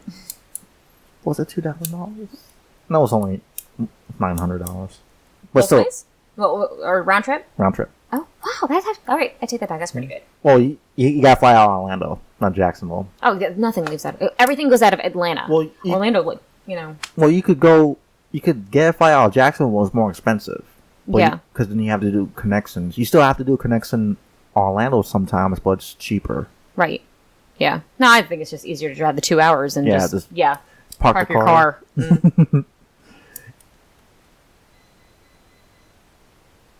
Ooh, okay. I think we'll do this one first. This one a little fun one. What conspiracy theories do you believe in? Could be any wild one too. The only one I believe in was it, and like I don't know if this is true. It's the only one that I like kind of question. I guess was it United 93 that landed in the Pennsylvania field? That was the one crashed? Right. I believe so. Okay. And also maybe I don't have enough information about this, but I think I heard that the plane was split in two and landed in two different locations. How is farther apart? Yeah. How would that have happened if a plane just crashed? Like it would be in one spot, correct? Mm-hmm. So I'm thinking something shot it down. That's the only. And I never heard about that. And maybe I'm wrong. But I don't spend much time thinking about it. This is just something you heard. It's just something I heard, and I was like, "Wow, if that's true, then yeah, that is kind of weird." But I don't like sit at home, researching it. It's just something that that's the only thing I kind of think. I'll be like, "Yeah, that is weird. That I am going to question that," But I don't. Well, now I'm gonna look it up because now I'm curious. That's a pretty unique one because most of the time people say aliens when I ask that question. Oh. But my friend had the best one when I first asked him. He said he believes in the shadow people. And like the Matrix? No, there's a documentary on Netflix called Nightmare. And it's basically about sleep paralysis. Oh, I have sleep paralysis. Really? Yeah. I mean, not often, but I get it maybe twice a year, I want to say. So have you ever heard these stories about people who have sleep paralysis, when they actually, wake up and their body's still paralyzed, they see figures. They see dark figures. I've never experienced. I have heard this. Yeah. I've never experienced that, but I have felt like a weight on my chest, but I never saw anything. My experience is more like I can't move. I want to scream, but I can't scream. Mm-hmm. And it lasts maybe 5 seconds. Maybe 10 seconds tops. But the shadow people, I've heard people say that, and I've heard that also that's how they justified it, like in the medieval period, because they couldn't, they said witches were coming in, witches. and everybody was a witch. Yeah, and I'm they can't. As far as I know, they don't know the cause of it, but they know that it is something that it's psychological, something about you're falling into a REM sleep, but your body isn't at the same point where your brain is, so you kind of what do you call it? There's a chasm. I forgot the name of the part of the brain. Basically, when you go to sleep, part of your brain paralyzes your body because when you dream, you don't want to be kicking and punching or running. Right. So it paralyzes your body while you sleep, so the REM sleep stuff. But when you have sleep paralysis, that part of the brain works too fast, I believe, or starts off too fast, and you're still awake. Okay. Yeah, it's not falling at the same it's not rate? synced up or something. Okay, yeah.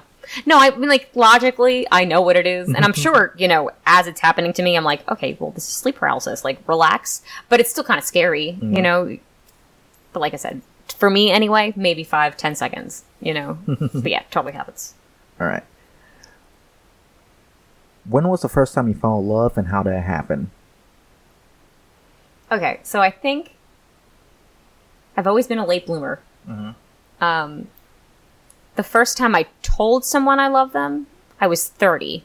Really? Yes. Oh, well. But in hindsight, I didn't love him. It was just I didn't have anything to say. Well, yeah, probably that too. But I had nothing to compare it to.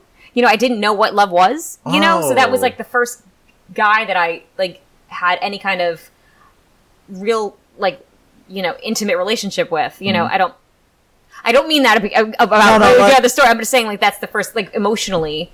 But now when I look back, I didn't love him, but I just didn't know what else to say. To say, to like actually classify it. Right. That's a perfect way to say that. Yes, I didn't know what else to say, how else to describe it. So I was like, yes, I love you, and now I'm like, no, that wasn't love. Right.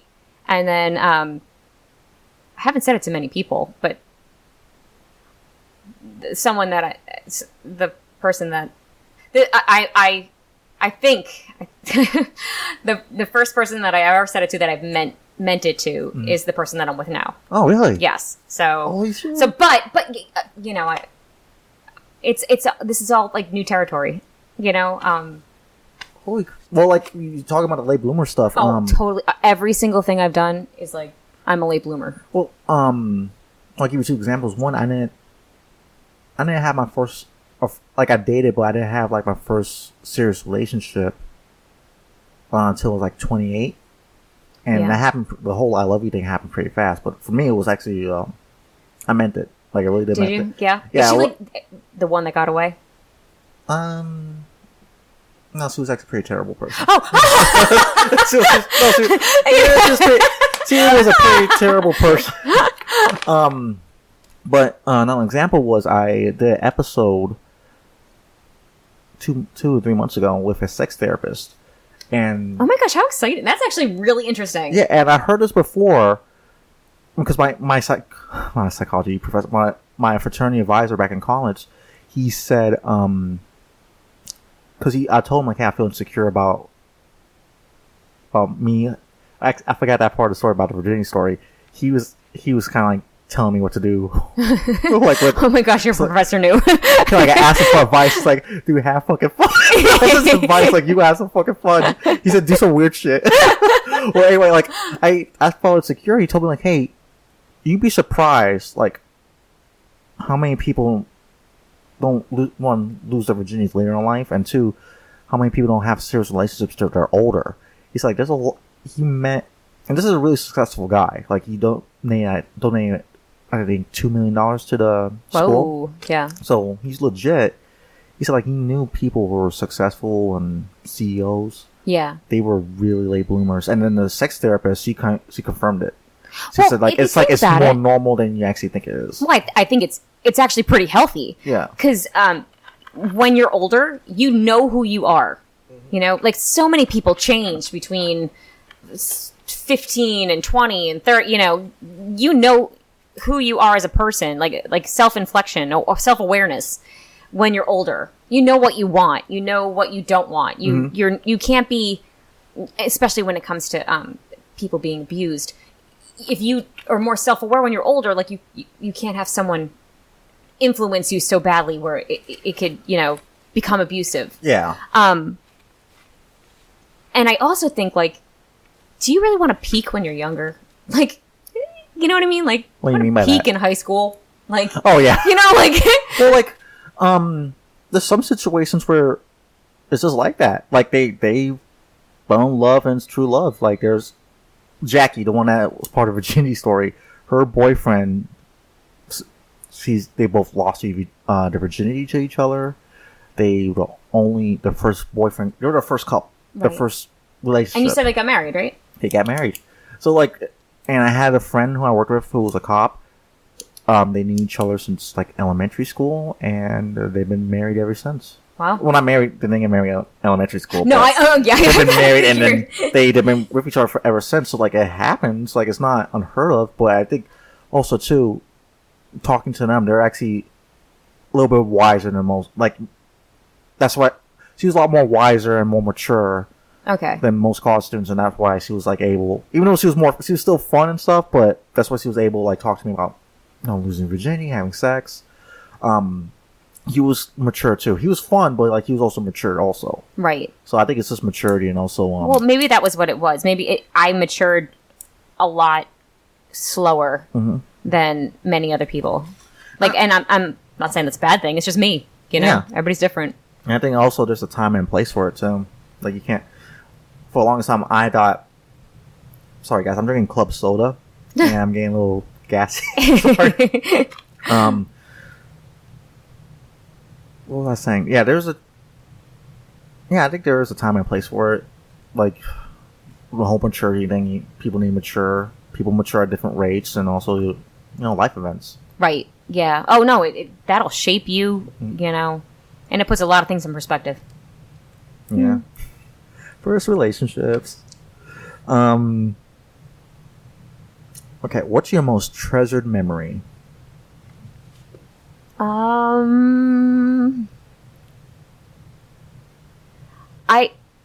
I think my brother got married almost 5 years ago now. So, and that it was a whole weekend affair in Orlando, and it was my grandmother passed pretty soon afterwards, but that whole weekend was just the best memory for me because my whole family was there. All our friends from New Jersey were there. Our friends from Pennsylvania were there. Everybody from Atlanta was there. It was just, and my date to my plus one was my best friend. So, it was a fun shit show, but it was just like, that was the best memory. Every single person that came to that wedding stayed in the same hotel. So that whole weekend was just like,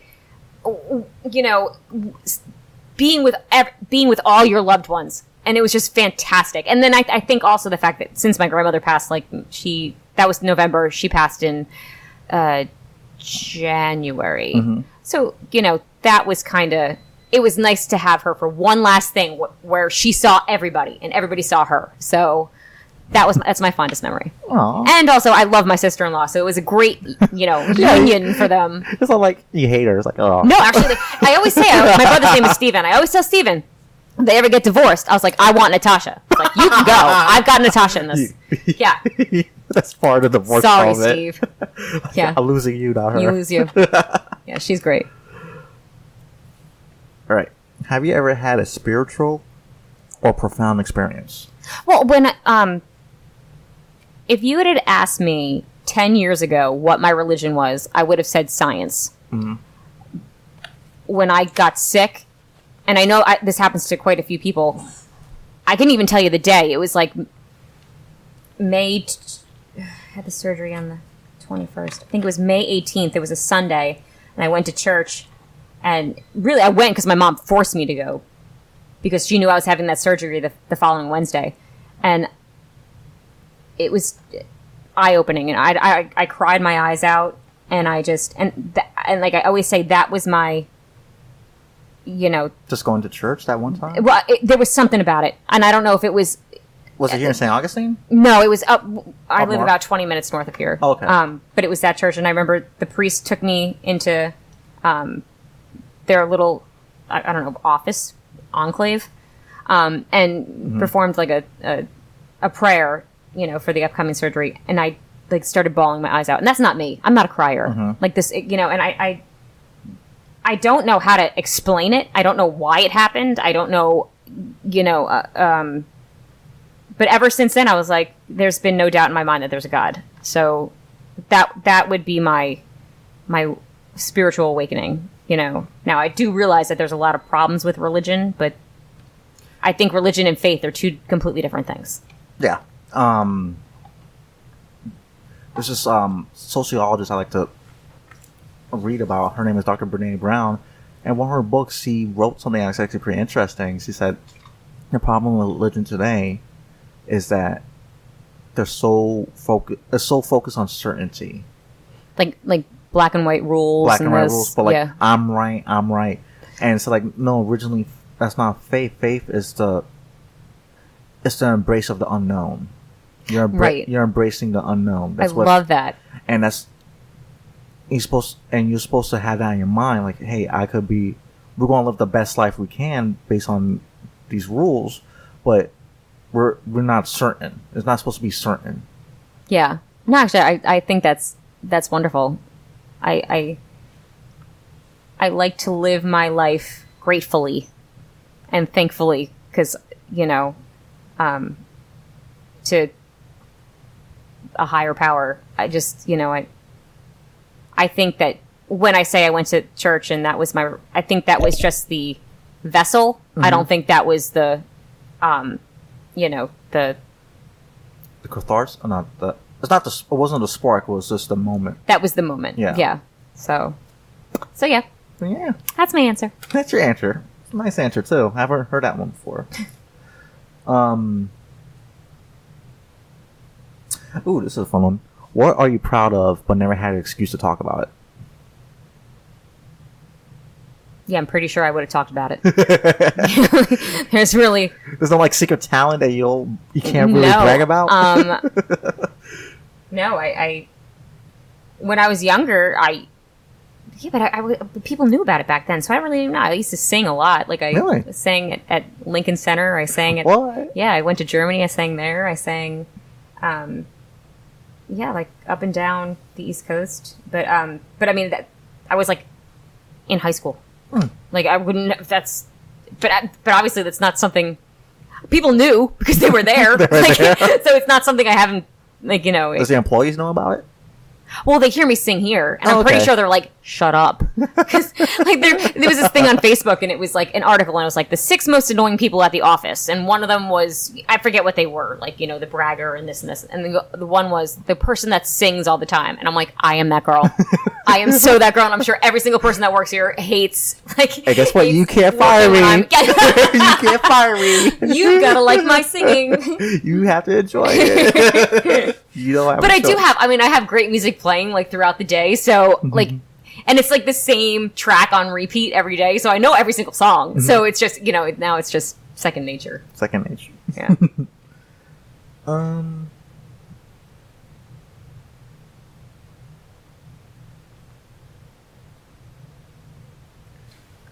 Yeah, I have like for everyone. Let's probably take a picture of this on Instagram. Basically, I have 30 questions on here, but I don't ask all the questions. So depending on the person, I mix and match the questions. Okay. So I usually ask them around between 5 or 10 questions. I'm going to do the list because sometimes we cover some of the topics while we're talking through the conversation.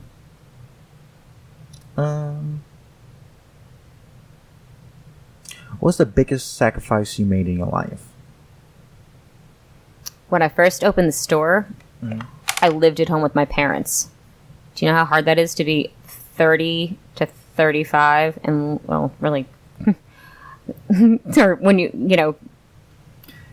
And I did it, I did it to save money. I did it to put the money right back into the business, but it's pretty humbling. It's very hard to date when you're telling people, potential suitors that you live at home with your parents. Well, don't feel embarrassed, but right now, like, I'm in that same situation where I had to move back home, and especially what happened with the last job, it was just it was devastating. Like, I'm home, and for me, like, I told this to a woman I did an interview with, like, it's different.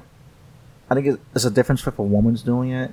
Well, for a guy, it's completely harder. It's still hard. Yeah. It's still, like, I don't regret it under any circumstance, but, it's not, and I did live on my own for a while, so, moving back in.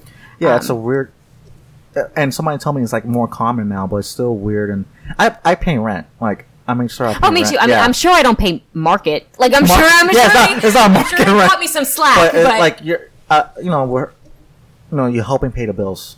Yeah. It's not like you're just freeloading and... It's just, not the easiest thing, but, like, it was... I couldn't have the shop I do now if I didn't do that. So, But all that being said, my parents were super supportive about it. They're like, yeah, move back in. And I'm like, okay, like... it's... They threw me a salad. Yeah, it's not like, well, I'm going to be living here for the next 10, 15 years. Mom, wash my clothes. now it's like, for a long time, it was like a running joke. Like, my best friend and I were walking down the street, and there was, we came upon a store with baby clothes in it, and the baby clothes were in the front window. And I guess it was probably 5 or 6 o'clock. The owner was locking up the door as we happened to be walking by.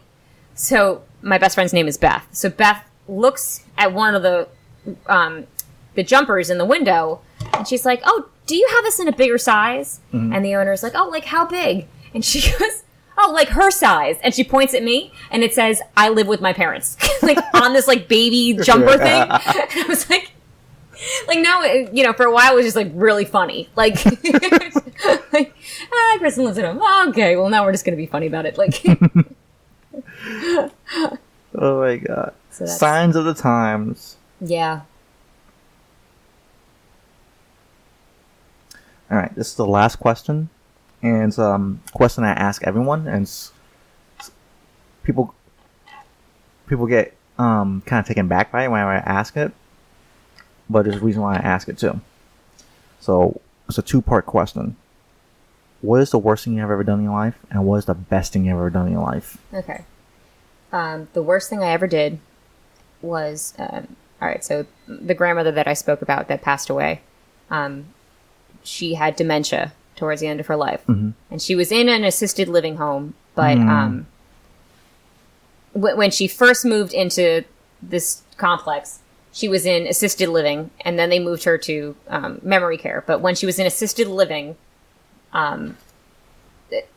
this was right after I was sick, so I didn't have a job. So, you know, essentially my job was to watch my grandmother for a couple hours a day. And it's not easy. I mean, I really have respect for a lot of these, for CNAs and all these nursing assistants, because even physically she was great, but it was a mental issue. And to this day, I'll always regret not giving her more attention, or I would get aggravated when I heard the same question over 50 times. Or I'd get aggravated that she would see me drinking a glass of wine and yell at me because she thinks I'm 16, you know, because she just, you know, I think when I was younger, that was when mentally she started to decline. But I'll always regret that. I always tell myself I'm a horrible granddaughter because I didn't treat her as well as she deserved. And she did. She was fantastic to me growing up. You know, she was like, you know, she used to watch me and stuff like that. She didn't live that far away. But yeah, that's my biggest regret, or the worst thing I've ever done. And the best thing? I don't know. I like to think it hasn't happened yet. Really? Yeah, I like to think I do something really super awesome. Yeah, no, this shouldn't be the best thing that I ever do. I should do something like amazing, like start a charity or a scholarship, or I don't know, foster children, which actually I think would be kind of cool. I would do that. Yeah, I want to do something really awesome. I just haven't done it yet. But I don't know what it is yet. Well, always a late bloomer, so. Yeah, well, I think that's a little healthy thing too. The best days are ahead. Right, yeah. Like, why live in the past?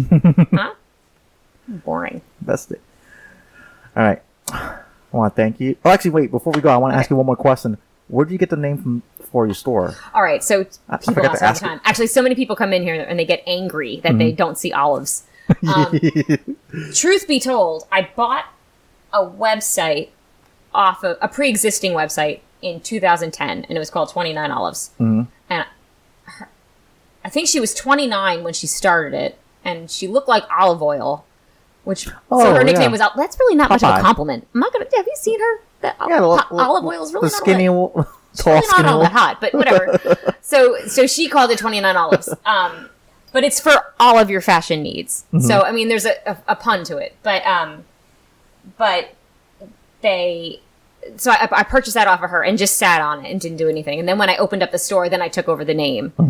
But by then, the website didn't exist. So it just, legally, it was easier because I already had a DBA. I already had the business with the state. You know, I didn't have to jump through a bunch of hoops that I did when I purchased the website. Like 10 years or 7 years prior. 7? No. 2 years prior. Wow, I cannot do math. Math is not a strong point. Yes. But yeah, like when I bought that prior. So yeah, so that's that. But yeah, some people are very, very upset when they come in and they don't see olives. I think it's because they don't get free samples. So that's why they're more upset. Nice. But it is deceiving. I get it. It's just I couldn't. Now I'm too invested. I can't change it, you know? So. You should like one day just have like a little olive plate out there. Like, here you go. There's there's your olives right there. Right but there. yeah, that's why the sign is there, because it says for all of your fashion needs. So it kind of deflects it a little bit. Like some people won't ask as often. So like, oh, that's what you mean. There you go. But yeah. Okay. So tell everyone your Instagram, your webpage, how sure. people could buy some of your clothes. Oh, thank you. I appreciate that. My the store is located at 132 St. George Street in St. Augustine. We have a website that just launched last Sunday, and it's www.29olives.com.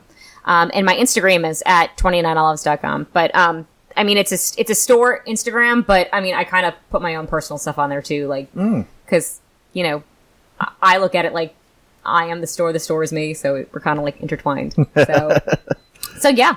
Yeah. Mm-hmm. All right. Thank you for doing this. Thank you for having me. It was a little fun episode. You're very bubbly. Lots of caffeine. Lots of caffeine. All right, guys. Check out the website, ataboolife.com, where you can read some interesting articles, short stories, some books on there written, other episodes of the podcast, such as sex therapist one we talked about earlier, and I forget the other one we talked about. Yeah, I want to listen to that one. And also, there's some poems on there too, because I am that sappy. So check out ataboolife.com. It's free for you to go check it out. All right, guys. Thank you, and have a good week.